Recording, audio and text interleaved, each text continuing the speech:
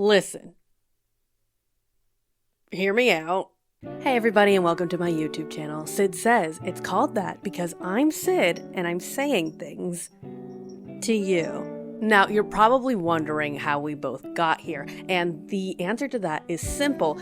You got here by clicking on this video, and I got here... That's a long story, but the short answer is this. I was scrolling through the world's best social media app, Tumblr, when I came across this post by user Monty Lee. I thought it was a pretty adequate attempt at comedy, so I chuckled briefly before going to the notes to see if anyone had added commentary that elevated the humor of the post. But the comedic prowess of the average Tumblr user disappointed me, so I was about to leave the notes when I saw this addition by Nith Vega. I couldn't believe my eyes. There was a porn adaptation of Jekyll and Hyde, and I, a self-proclaimed know-it-all Jekyll and Hyde fan, hadn't heard of it? I immediately continued to scroll, hoping that someone might have added some additional information about this further down in the notes. Nothing. But I did find this reblog by Hazy Daisy Glaze that I thought was pretty funny, but back to my mission. I exited the Tumblr app and pulled up IMDb. I typed in Dr. Jerkoff and Mr. Hyde. Unfortunately though, it had woefully little information on it.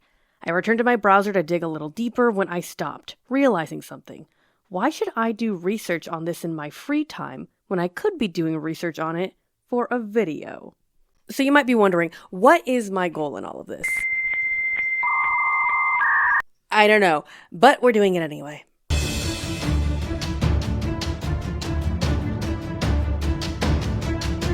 Careful. Careful. Careful, baby. Stop it. You're freaking me out. Anyway, so now with the intent of making the search for this porn a YouTube video, I started doing more intense research. Just searching the name didn't yield too many results other than a few articles or forum posts talking about the film on a surface level. They were basically all saying, wow, isn't it wild that there's a Jekyll and Hyde porn? I couldn't care less. Show me the porn, damn you! Something did intrigue me though. Every time I googled Dr. Jerkoff and Mr. Hyde, this man's Wikipedia page was always the first result, so I decided to give it a read. This man is named Paul Wash Westmoreland. He's a British filmmaker who's honestly pretty successful, having created multiple award-winning films starring A-list celebrities. He also has a husband that he often collaborates with artistically. So he's gay. Nice. And underneath the career section, in the early career subsection, there it was. Under the name Wash West, he started making films that challenged the conventional norms of the industry. Dr. Jerkoff and Mr. Hyde and Naked Highway were his first significant films. Citation needed. Luckily, there's multiple other articles about this guy that proves that he did make these films. Good to know. So now that I know for sure that Wash is responsible for making these films, let's break down what we know so far. Wash Westmoreland is a successful award-winning director. He's British, he's gay, and according to his Wikipedia author, he challenged the conventional norms of the porn industry. Is it possible that even though Dr. Jerkoff and Mr. Hyde is a porno, it could be a genuine piece of art? Perhaps it will have a heartwarming story, or be a tragic tale of caution. Perhaps it will challenge the way I view porn as an art form. Perhaps it will make me understand myself a little better. And it's very possible that this porn film could be a gay porn film. Maybe even a British gay porn film. That'd be fun. But in order to find the answers to these questions for certain, I had to track down this film and watch it. So my real search began. I started my search in the obvious locations, the most popular porn sites on the internet. I would name those porn sites, but I'm not really sure if I'm allowed to for copyright reasons, or if YouTube will nuke this video if I speak their names. Either way, I'm already on thin ice for the title of this video and the amount of times I've said porn already, so I don't want to push it. But I did look up the title on these sites, and I did not get the results I was hoping for. Of course not. That'd be too easy. So against my better judgment, I started to pursue some more sketchy websites until I found exactly what I was looking for. Well, not exactly, but I found a promising lead. I found a porn forum because apparently those exist, and someone had already made a post asking if anyone knew where to watch Dr. Jerkoff and Mr. Hyde. A fellow sleuth, I see. Respect. The helpful patrons of the porn forum answered almost immediately, helping the original quanderer by providing them with a link that I eagerly clicked. And then I realized I probably shouldn't be clicking random links provided by strangers on a porn forum from 2020, but lucky for me, it led to an actual website and wasn't malware that stole my social security number and told the FBI I'm a terrorist. The website the link led me to was an archive of historical porn films. So this film was retro. I had my suspicions considering the age of the director and the fact that it was under his early career section, but now those suspicions were confirmed. Vintage porn. Nice. With much anticipation, I typed Dr. Jerkoff and Mr. Hyde into the search bar and hit enter. This was it. I was finally going to be able to watch this porn and answer all my burning questions. Wait a minute. No result. This couldn't be. I had gotten my hopes up and now they were crushed. Was it lost media? Did this movie even exist? Did it ever exist? Was this all for nothing? Was the existence of the film a whole elaborate prank on me? Sid Gonzalez, the clear main character of life? Would I need to scrap this whole video and... Wait a minute, I just spelled jerk off wrong, let me fix that. And there it was, Dr. Jerkoff and Mr. Hyde. It was real.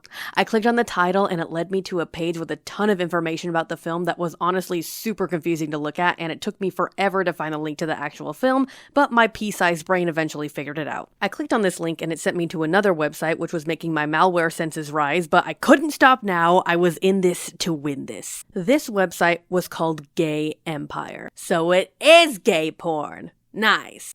I had finally found it. Now all I needed to do was press play. So I did. And what happened next shocked me. It wasn't the full porn film, it was just a fucking trailer. Still pretty explicit, but not what I was looking for. But then I scrolled down and saw the full film was available, you just had to pay for it. $4 for a 2-day rental. Not too bad. But was it worth it? I have never paid for porn before. Would I be willing to do this just for the bit? Just for the meme? Was I really that kind of person? The obvious answer is yes, but I also have a crippling aversion to spending money, so I decided to bookmark this website for later and continue my search. My hope was that I could find this film for free somewhere, but if I couldn't, I could always just come back here and pay the money for it. So I continued my search, and after clicking the load more results option for the second time in a row, I hit the jackpot. A link leading to an academic database. I was curious about why this would pop up when searching for a Dr. Jekyll and Mr. Hyde porn adaptation, so I clicked it and I am so glad I did. The link led me to an excerpt from a chapter of a book titled Alice in Pornoland. A crazy title in and of itself, but this chapter specifically mentioned Dr. Jerkoff and Mr. Hyde.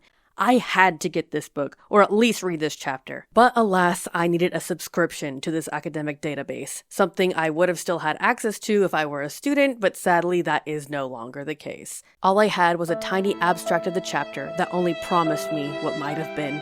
In vain, I looked up how much the book cost. $25. Too rich for my blood. It looked like Alice in Pornoland would just have to be a name drop. Another honorable mention.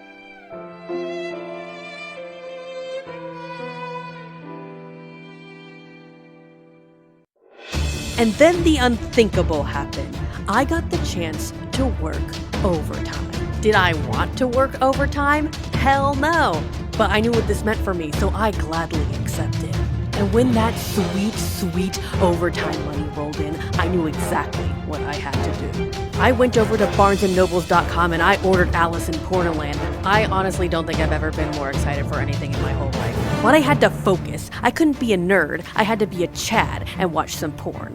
For I couldn't properly analyze the film if I hadn't seen it. So, my search continued. I thought my best bet to find a free copy of Dr. Jerkoff and Mr. Hyde would be to go back to the porn forums, so that's exactly what I did. I couldn't really find any forums when searching organically, so I just ended up typing in porn forums into my search bar and clicking the first link that came up, which was a list of all the best porn forums. Whatever that means.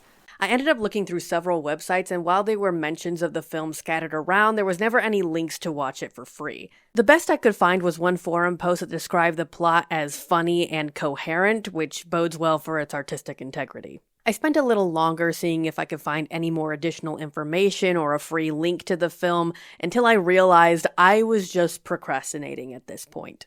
Truth be told, I really didn't want to watch this film. I didn't even care about spending the money on it at this point. I just really didn't want to watch it. But I'm an artist, damn it, and I'm also a silly little guy. So not only would it haunt me forever to not finish this video, but it would also be an insult to comedy itself to not follow through on the bit. So bit I did when I bit the bullet and went to go buy Dr. Jerkoff and Mr. Hyde. And lucky for me, since I finally decided to buy on a Sunday, the Lord's Day, they were doing some sort of weekend sale and I could rent the movie for only $2 instead of $4. But I could also purchase the film to have and to hold for the rest of my life for only $10, a whole $8 discount. There was also an option to just stream for life for a bit of a discount, but honestly, I was so beaten down at this point, I was just thinking about what would be easier to grab clips from, so I decided to just purchase it. I purchased it. I bought it. It's on my laptop. It's on my laptop forever. With my new shame in hand, the only thing left to do was watch it. So, watch I did.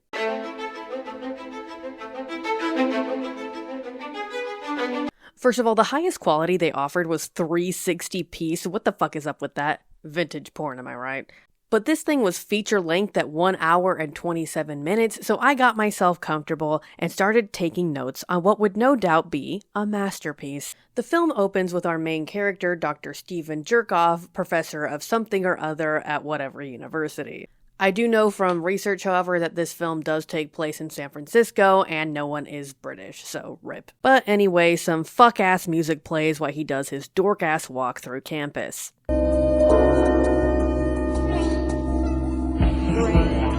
So, first impressions, I understand why the last name Jekyll was changed to Jerkoff for obvious porn reasons, but why did they change his first name from Henry to Stephen? Couldn't really find an answer on that one. Dr. Jerkoff is about to head home for the day when he's stopped by a student who asked for an extension on his paper because he's been so busy going to sex clubs. Why is anti-hydrogen so important when I could be getting laid? But the whole point of this scene is that the student is clearly coming on to Dr. Jerkoff and he fumbles the bag because he's a loser. Or maybe it's because he's a responsible adult who knows that it's wrong for him to sleep with his students. But it's probably just because he's a loser, because this is a porn. This is backed up by this stellar line. I haven't had sex since the last Star Trek convention. And that was with a Klingon. But Dr. Jerkoff doesn't let that get him down, and he asks, Yes, hello, operator? Could you give me the number of the nearest gay bar, please? Amazing. So he goes to the club, which is called Hyde, which is why later he'll be called Mr. Hyde. This is what we in the business call foreshadowing. So Dr. Jerkoff shows up at the club wearing a damn suit and acting a fool with some of the worst pickup lines I've ever heard. What's a nice boy like you doing in a place like this? Leaving. He goes back home to sadly write in his diary and confess that he's jealous of the homeless because, in his words, I realize that I'm the one who's poverty-stricken. At least they have each other. Speaking of which, these two homeless men give us the first sex scene in this porno, which feels kind of like a ripoff to me. I came here for Dr. Jerkoff and Mr. Hyde porn, damn it, not two random homeless gentlemen porn. That being said, after they're finished, they just start roasting marshmallows while still dick out, which I obviously can't show you, but it made me laugh so hard the first time I saw it. Also, clap lamp. The next morning, Dr. Jerkoff renounces sex, I guess, before seeing an ad for Mama Guadalupe, a magic sex expert or something or other. And let me tell you, Mama Guadalupe is mother. Mother is mothering. Mama Guadalupe might be an attempt at an offensive stereotype in more ways than one, but let me tell you, she is slaying diva. Trans diva Latina fortune teller, okay? Speaking of divas, Dr. Jerkoff's mom also calls him, and while she assumes he's straight, which is not a slay, she says some of the most absolutely batshit insane, unhinged things I've ever heard, which is a slay. It's today's girls. They are so carnivorous, I swear that they got teeth in their pussies. You gotta live it up while you're young, Stephen. I should know. I'm so old. All my juices have dried up. Oh my god. Spit all over myself. Holy shit. My juices are dried up, that's for sure. But Dr. Jerkoff goes to Mama Guadalupe with his concerns, and she gives him a magic bottle of what is probably Pepto-Bismol, but tells him it will make him a sexy fiend. Dr. Jerkoff goes home, drinks the Pepto, he dies, then he comes back to life, hot and naked. And I hate to say this, but bring back the nerd. I miss the nerd. I miss his fuck-ass laugh. I don't think so. I hate seeing him like this. Anyway, after successfully transforming into Mr. Hyde, he goes to this gay Halloween carnival, and holy shit, is that RuPaul? Truly the last bitch I expected to see here. Trigger warning, RuPaul jump scare. Anyway, Mr. Hyde ends up finding his student and they have sex, but he ends up transforming back into Dr. Jerkoff mid-fuck and he leaves. We learn from Dr. Jerkoff's diary that the transformation lasts for exactly 4 hours and 20 minutes. Nice. And then he goes to sleep for the night, where he has this crazy art house sex dream, and also the Trans-Latina diva is there.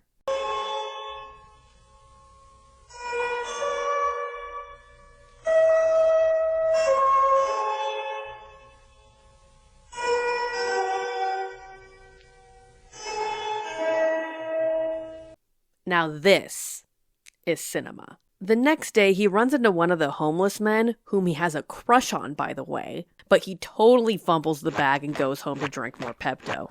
He transforms back into Mr. Hyde and goes back to the gay club, this time wearing hot pants. And he's so hot and evil now that he's rejecting guys that rejected him before. Do you like what you see? Do I? Tough. But this transformation to full douche seems a little fast for me. Like, after one night, calm down, diva. Check yourself. He ends up having a three-way with two guys, and when they ask for his number afterward, he tells them to look him up in the book. I'm in the book. Ah, vintage porn. Anyway, they respond appropriately. What the fuck? Mr. Hyde also ends up running into the homeless guy outside of the club again and calls him a brokey before running away. Hey man, you got some change? Get a job, loser.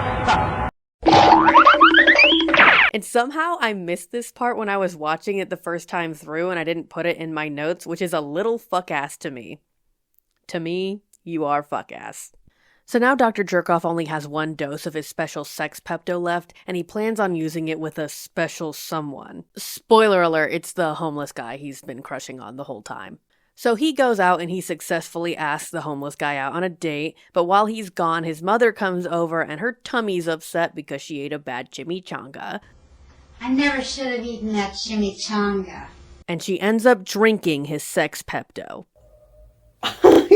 I'm gonna watch this old lady fuck.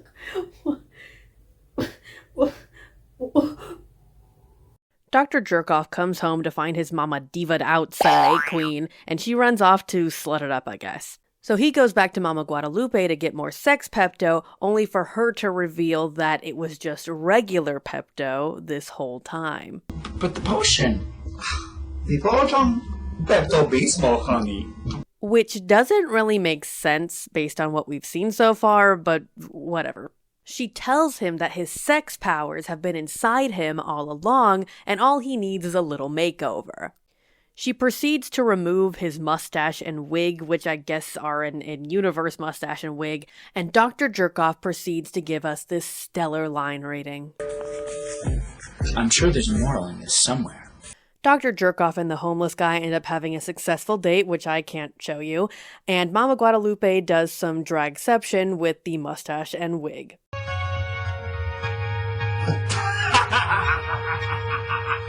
Slay diva. Before we get to the meat, no pun intended, of this analysis, let's hear a quick word from our sponsor. Me. That's right. Me. Because where else would you get videos about gay 90s pornos based on gothic horror novels? And I heard if you subscribe to my channel, you get your very own bottle of sex Pepto that turns you hot but evil. No refunds. So if you're okay with doing a monkey's paw situation on yourself where you trade your morals for sexiness with a bottle of off-brand sex Pepto, not Pepto-Bismol TM, go ahead and hit that subscribe button. Thank you. And back to the video. Okay, so now let's get into the actual analysis. At this point, my academic porn book has arrived and I have read it, and just as I suspected, the plot of Jekyll and Hyde the porno is a lot deeper than you might think. Let's take things back to the source material. When Dr. Jekyll transforms into Hyde, it is to create an alter ego for himself in which to fulfill his more taboo desires. However, the author, Robert Louis Stevenson, never explains what these taboo desires are. This is in large part to Victorian sensibilities, and actually naming any taboos would have been far too scandalous. But because of the vagueness of Hyde's less desirable antics, it leaves a lot for the imagination to fill in the blanks. And of course, if we're talking taboo subjects, both now and in Victorian times, sex is a very big one. So it really isn't a reach for someone to look at the story of Jekyll and Hyde and say to themselves, maybe Hyde was fucking. And on top of that, there have long since been homoerotic readings of Jekyll and Hyde due to the whole cast being comprised of unmarried older men and there being no clear female lead roles or even love interest to speak of. The author of Alice in Pornoland, Laura Helen Marks, also points out something that I surprisingly hadn't considered when watching the film. She says that it would have been very easy to adapt the story of Dr. Jekyll and Mr. Hyde into a porn where a straight man transforms into a gay man or a closeted man transforms into an uncloseted man, but Dr. Jerkoff and Mr. Hyde didn't do that. Instead, it told the story of an unconfident man becoming a confident man. It doesn't address any issues or struggles with his sexuality. By doing this, the director, Wash West, basically created a world in which being gay is completely destigmatized and a non-issue. He created a world in which homophobia doesn't exist, and in Mark's words, created an affirming fantasy and a homotopia, which is what I will be referring to my house from now on. In other words, Wash West took the subtext of unknowable horror from the original and transformed it into a knowable story of homoeroticism that doesn't condemn the act but embraces it. Marks also points out that West's film acts as a critique of out culture present in the late 90s when the film was made, and in some ways still persists today. Dr. Jerkoff is ostracized by other gay men because he doesn't fit into the acceptable mold of being young, fit, and perpetually shirtless. It isn't until he transforms to fit that mold that he becomes accepted, but he has lost his sense of self in doing so. And that mugging to the camera moment at the end, while I still find it hilarious, actually has a point. Dr. Jerkoff thought he needed to become Mr. Hyde in order to feel fulfilled, but what he really needed to feel fulfilled was self-acceptance. Marx even calls this message the heart of the film. And I bet you didn't think a porno could have heart, did you? Furthermore, in addition to self-acceptance, Dr. Jerkoff finds true happiness when he pursues an emotionally fulfilling relationship with the homeless guy rather than emotionless sexual flings with random men. And a bit of a side note here, but Marx refers to the homeless guy as Brad, so I took another look at the IMDb page and he's also credited as Brad. But I have no idea where the hell they're getting this name from, because I've watched this movie at least 6 times now, and never once do I hear anyone call him Brad. But, you know, that's neither here nor there. Side note over. But anyway, Marx points out how Dr. Jerkoff convinces himself that no one would ever want him as he is so much that he can't see that the homeless guy / Brad is clearly into him even before he drinks the potion. It isn't until Mama Guadalupe outright insults white gay culture that Dr. Jerkoff realizes that he doesn't need to be conventionally hot and sexy to be desired, but rather that he is already desired as himself.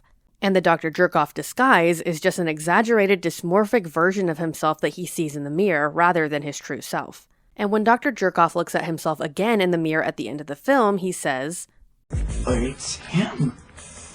But it's me. Which is in direct contrast to Jekyll from the book, in which he is unwilling to accept that he and Hyde are one and the same. Marx describes this core message as such. Jerkoff's utterance acknowledges a unity of self and sexuality that in Stevenson's time was socially not an option. West Film suggests that, in contrast to a 19th century context, same-sex desire has reached a level of acceptability that leaves it vulnerable to rigid social norms experienced in heterosexual relationships. But at the same time, Marx also acknowledges the limits of storytelling when it comes to pornos. By the nature of the art form, West cannot dive deeper into the implications of the world that he created, instead having to take on a more humorous tone that doesn't lend itself to deeper exploration. No pun intended.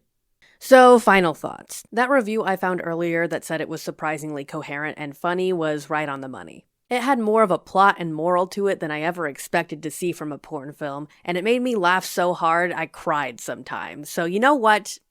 I can confidently say this is a piece of art.